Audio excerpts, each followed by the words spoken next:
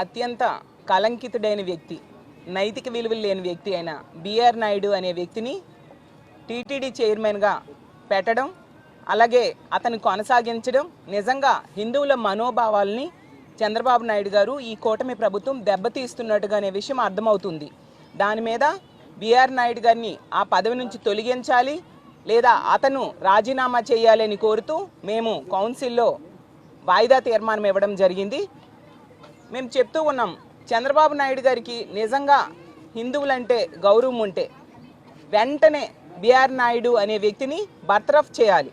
ఎందుకంటే కనీస నైతిక విలువలు లేవు అతనికి. ఎంత దారుణం అంటే, ఒక మహిళ అతని గురించి 2019లో లేఖ రాస్తే చంద్రబాబు నాయుడు గారు ముఖ్యమంత్రి అయ్యాక ఇతనికి టీటీడీ చైర్మన్ ఇచ్చారు అంటే ఒక మహిళ రాసిన లేఖను కూడా కన్సిడర్ చేయకుండా ఇలాంటి వ్యక్తికి చంద్రబాబు నాయుడు గారు టీటీడీ చైర్మన్ ఇచ్చారంటే ఎంత దారుణమో అర్థం చేసుకోవచ్చు. ఈరోజు బిఆర్ నాయుడు అనే వ్యక్తి చైర్మన్ అయ్యాక టీటీడీలో ఎన్ని దారుణాలు జరుగుతున్నాయో చూస్తూ ఉన్నాం. నెయ్యిని అత్యంత ఎక్కువ ధరకి హెరిటేజ్కి అనుబంధ సంస్థ అయిన ఇందాపూర్కి కట్టబెట్టడానికి ప్రయత్నించడం జరిగింది. అందువల్లనే అతను కొనసాగిస్తున్నారు అనే విషయం ఈ రాష్ట్ర ప్రజలకు స్పష్టంగా అర్థమైంది. అతను ప్రెస్ మీట్లో ఎంత నీచంగా దిగజారిపోయి మాట్లాడుతూ ఉన్నారు, భగవద్గీత గురించి అందులో ఏమీ లేదు అంటూ. అలాంటి భగవద్గీత అంటే కూడా గౌరవం లేని వ్యక్తి టీటీడీ చైర్మన్గా కొనసాగే అర్హత ఉందా అని నేను అడుగుతున్నా. భగవద్గీత అసలు కోర్టుల్లో కూడా భగవద్గీత మీద ప్రమాణం చేయించి నిజం చెప్తాము అని చెప్పడం జరుగుతూ ఉంది. అలాగే చట్టసభలకు వెళ్ళే వ్యక్తులు కూడా దాని మీద ప్రమాణం చేసి తమ పదవి బాధ్యతలు స్వీకరిస్తూ ఉంటారు.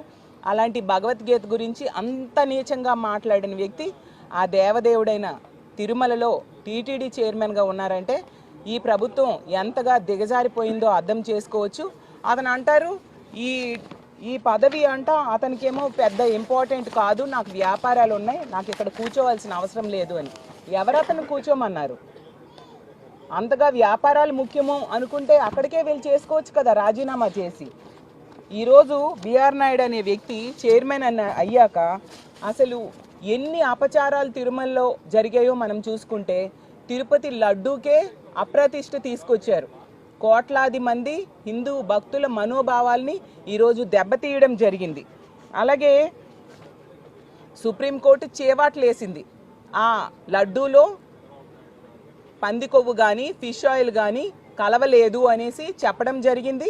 అయినా కూడా వీళ్ళు ఫ్లెక్సీలు వేసి తప్పుడు ప్రచారం చేయడానికి పూనుకున్న పరిస్థితి మనం చూసాము. అసలు ఎన్నడూ లేనట్టుగా తిరుపతిలో వైకుంఠ ఏకాదశి టికెట్ల క్యూ లైన్లో నిల్చున్న భక్తులు వీళ్ళ చేతకానితనం వలన, అసమర్థ పాలన వలన, బిఆర్ నాయుడు అనే వ్యక్తి అసమర్థత వలన 6 మంది చనిపోయారు. ఎప్పుడైనా చూసామా తిరుమల చరిత్రలో ఇలాంటి వ్యక్తిని అక్కడ చైర్మన్గా పెట్టడం వలన భక్తులు చనిపోయే దుస్థితి వచ్చింది. అలాగే తీసుకుంటే మొన్ననే చూసాం మీడియాలో క్యూ లైన్లో భక్తులు కొట్టుకోవడం జరిగింది. అక్కడ తిరుమల కొండ మీద భక్తులు మద్యం తాగి తిరిగిన పరిస్థితి చూడడం జరిగింది.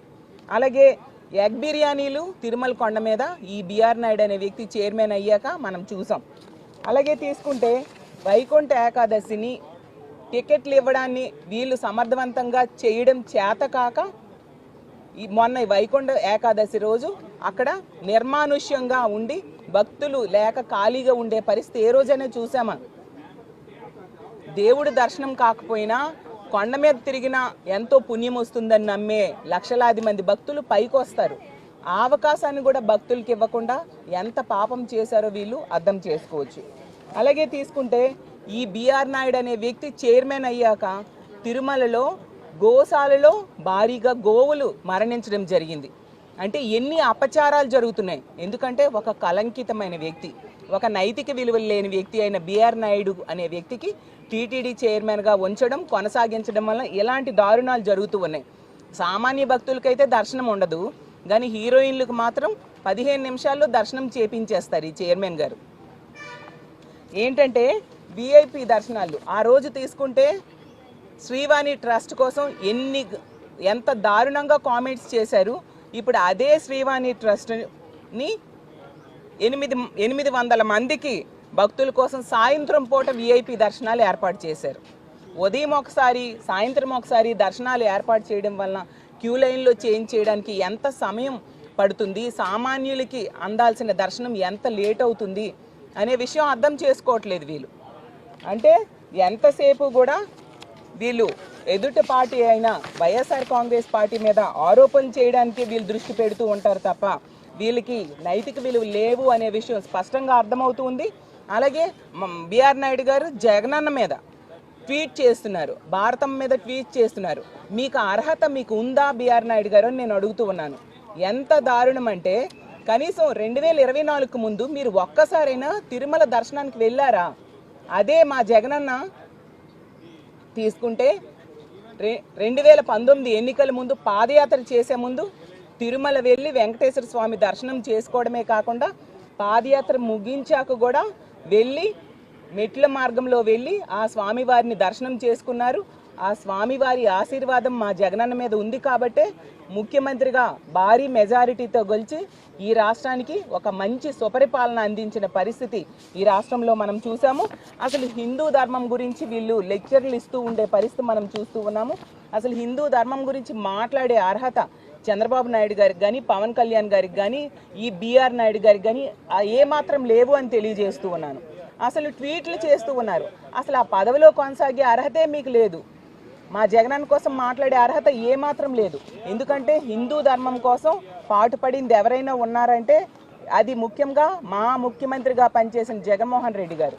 ఎందుకంటే ఆ రోజు చంద్రబాబు నాయుడు గారు ముఖ్యమంత్రిగా ఉండేటప్పుడు 30 పైగా ఆలయాలు విజయవాడలో కూలగొట్టేస్తే జగనన్న ముఖ్యమంత్రి అయ్యాక వాటి నిర్మాణం చేపట్టడం జరిగింది. అలాగే చంద్రబాబు నాయుడు గారు ముఖ్యమంత్రిగా ఉండేటప్పుడు 1000 కాల మండపాన్ని కూలగొట్టేయడం జరిగింది.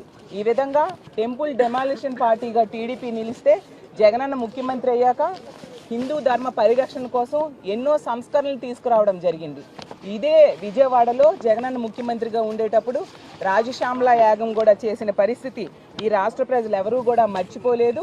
అలాగే ఈ విజయవాడ కనకదుర్గ టెంపుల్ డెవలప్మెంట్ కోసం 70 కోట్లు మంజూరు చేయడం జరిగింది.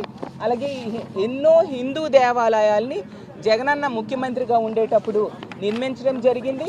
అలాగే పాత దేవాలయాలకి రిపేర్స్ చేయించి పునర్నిర్మాణం చేసిన పరిస్థితి కూడా మనం చూసాము. అంతగా హిందుత్వం తాలూకా పరిరక్షణ కోసం పాటుపడిన వ్యక్తి జగనన్న. అలాగే హిందువుల మనోభావాలను దెబ్బతీసిన వ్యక్తి చంద్రబాబు నాయుడు గారు అని తెలియజేస్తూ ఉన్నాను. సనాతన ధర్మం అంటూ ఎన్నో లెక్చర్లు ఇస్తూ ఉంటారు కదా పవన్ కళ్యాణ్ గారు. లడ్డూ విషయంలో అయితే తిరుమల దుర్గగుడి మెట్లు కడిగారు. మరి ఇప్పుడు లడ్డూ విషయంలో తీసుకుంటే మీరు చెప్పింది తప్పు అని సాక్షాత్తు సుప్రీంకోర్టు వేసిన సిబిఐ రిపోర్టే చెప్పడం జరిగింది. అలాగే తీసుకుంటే ఒక కలంకితుడైన వ్యక్తి టీటీడీ చైర్మన్గా ఈరోజు కొనసాగుతూ ఉన్నారు. అతను మాట్లాడే మాటలు బట్టి అతనికి హిందువులంటే ఎంత చులకన భావం అనే విషయం ఈ రాష్ట్ర ప్రజలందరికీ అర్థమైంది. మరి సనాతన ధర్మాన్ని పరిరక్షిస్తాను అని చెప్పిన పవన్ కళ్యాణ్ గారు ఇప్పుడు ఏ మెట్లు కడగరా? అలాంటి కలంకితుడైన వ్యక్తి టీటీడీ చైర్మన్గా ఉన్నందుకు ఇప్పుడు తిరుపతి మెట్లన్నీ కూడా మీరు కడగాలి కదా. తిరుమల వెళ్ళే మెట్లన్నీ కూడా మీరు కడగాల్సిన అవసరం ఉందా లేదా? అలాగే నిజంగా మీరు సనాతన ధర్మాన్ని పరిరక్షించే వ్యక్తి అయితే ఈ బిఆర్ నాయుడిని వెంటనే బర్తరఫ్ చేయమని చంద్రబాబు నాయుడు గారికి చెప్పి బర్తరఫ్ చేయించండి. ఇంత నిర్లక్ష్యంగా ఇంత దారుణంగా మాట్లాడుతుండే వ్యక్తి ఆ తిరుపతి చైర్మన్గా కొనసాగుతున్నారంటే నిజంగా ఇలాంటి ప్రభుత్వాన్ని ఎన్నుకున్నందుకు ఈ రాష్ట్ర ప్రజలు ఈరోజు సిగ్గుపడుతూ ఉండే పరిస్థితి మనం చూస్తూ ఉన్నాము. ఎంత నిర్లక్ష్యంగా అతను మాట్లాడుతూ ఉన్నారో ఈ రాష్ట్ర ప్రజలందరూ కూడా చూశారు. రాష్ట్ర ప్రజలందరూ కూడా ఎలాంటి ప్రభుత్వాన్ని తీసుకొచ్చాము, ఎలాంటి వ్యక్తి టీటీడీ చైర్మన్గా వచ్చాడని చాలా బాధపడుతూ ఉన్నారు. గతంలో తీసుకుంటే ఒక వ్యక్తి ఎస్వీబీవీ చైర్మన్గా ఉంటే అతను ఆడియో ఏదో రిలీజ్ అయితేనా జగనన్న అతన్ని తీసేయడం జరిగింది. ఇప్పుడు ఏకం వీడియోలే వచ్చాయి. ఒక ఆరోపణలు వచ్చినప్పుడు అలాంటి ఆరోపణలు ఎదుర్కొంటున్న వ్యక్తిని టీటీడీ చైర్మన్గా ఈ ప్రభుత్వం, ఈ కూటమి ప్రభుత్వం, చంద్రబాబు నాయుడు గారు ముఖ్యమంత్రిగా ఉన్న ఈ కూటమి ప్రభుత్వం ఎలా కొనసాగిస్తుంది అని నేను అడుగుతూ ఉన్నాను. కాబట్టి ఎప్పటికైనా ఆ బిఆర్ నాయుడు లాంటి కలంకితుడైన వ్యక్తి, అలాగే విలువలు లేని వ్యక్తి ఆ టీటీడీ చైర్మన్ పదవికి అర్హత లేదు, అతను అర్హుడు కాదు, వెంటనే అతన్ని బర్తరఫ్ చేయాలి, అతను రాజీనామా చేయాల్సిందిగా మా వైఎస్ఆర్ కాంగ్రెస్ పార్టీ తరఫున డిమాండ్ చేస్తూ ఉన్నాను.